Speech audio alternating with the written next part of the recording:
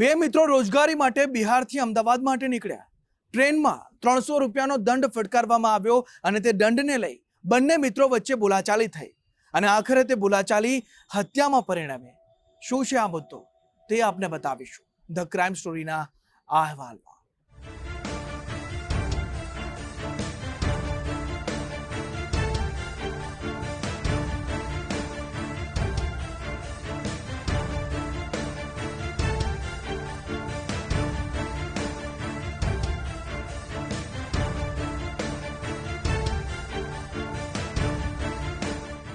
ગુજરાતમાં સામાન્ય બોલાચાલીમાં કે નજીવા રૂપિયાની લેતી દેતીમાં કરપીણ હત્યાના ચોંકાવનારા બનાવો સામે આવતા જાય છે.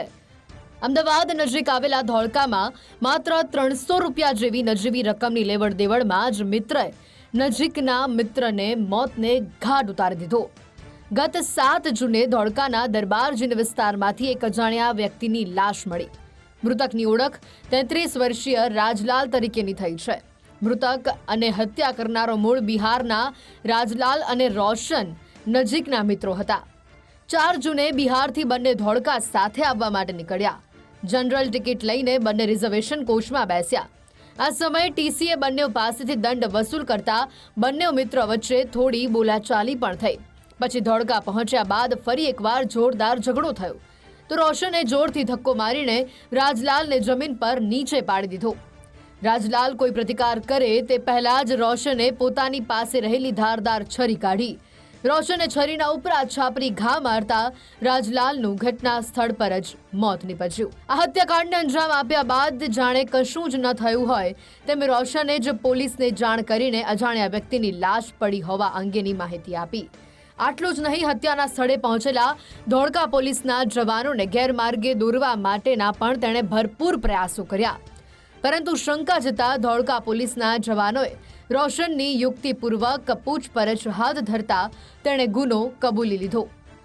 અને બિહારથી બંને 4 તારીખે સાથે અહીંયા ધોળકા આવવા માટે નીકળ્યા હતા અને સવારે 7 જૂનના સવારે ત્યાં ઓડીમાં હતા ત્યારે સામાન્ય ઝઘડો થયેલો હતો અને એમાં બોલાચાલી થતા જે આરોપી છે એમને વિક્ટીમને ધક્કો મારેલો હતો અને ધક્કો વાગતા જ એમને જે તીક્ષ્ણ હથિયાર વડે જે છરી પડી હતી એમનાથી ગળે હુમલો કરીને વિક્ટીમની મરણ નિપજાવેલી હતી.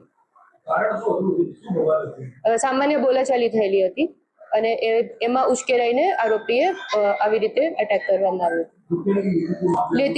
રૂપિયાની લેતી દેતીનો મામલો હતો. ધોળકા આવતા સમય રેલવેમાં મુસાફરી દરમિયાન ટીસીએ વસૂલેલા દંડના 300 રૂપિયાની બાકી કિંમતને લઈને થયેલો ઝઘડો જ હત્યા માટે જવાબદાર હોવાનું સામે આવ્યું.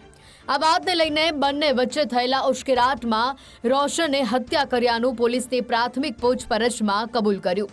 ધોળકા પોલીસે ગુનામાં વપરાયેલી છરીની સાથે સ્થળ પરથી કેટલાક મહત્વના પુરાવાઓ પણ જપ્ત કર્યા છે.